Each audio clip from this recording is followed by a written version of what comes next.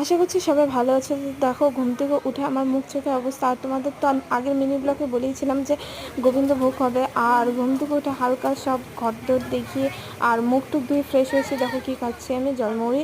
তো তারপরে দেখো আমার দাদু পুজো দিচ্ছে, আর যেহেতু গোবিন্দভোগ হবে তার প্রস্তুতি কেমন চলছে তা হালকা করে তোমাদেরকে দেখিয়ে দিলাম। তো দিদা রান্না করছে আর দাদু ঠাকুর পুজো দিচ্ছে। আর এইদিকে আমি চান টান করে দেখো নতুন জামা পরে, মানে ভালো জামা পরে রেডি। আর তারপরে বম্মাদের ঘরে ঠাকুর পুজোটা আমাকে দিতে হয়, আমি রে। আর তারপরে এদিকে কীর্তনের দলের লোকগুলো চলে আসে, কীর্তন শুরু হয়ে যায়। তো কীর্তন চলছে, তোমাদের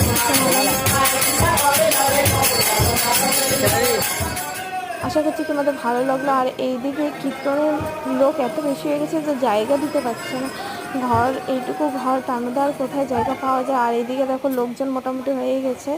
আর এইদিকে এখন ভোগের দেওয়া হয়ে গেছে ঠাকুরকে, এখন সবাই মিলে কীর্তন করবে ভোগের জন্য। আর ওইদিকে লুচি ভাজা হচ্ছিলো, একটু আগে তোমাদেরকে দেখালাম। তো কীর্তন করতে সত্যি মানে কীর্তনটা হয়েছিল না তখন, খুবই মজা লেগেছে কীর্তনে, আমি খুব উপভোগ করি। তো চলো দেখে নাও একটুখানি।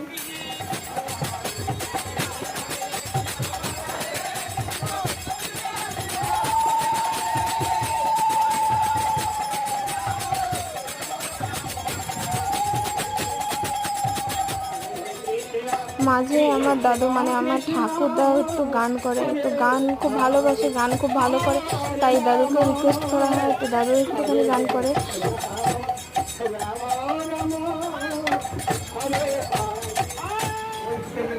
আর এরপরে ভোগ দেওয়ার পরে দেখো সবাইকে এখন যারা কীর্তন করেছে এবং নিমন্ত্রণী যারা সবাইকে প্রসাদ দেওয়া হবে তারই প্রস্তুতি দেখো।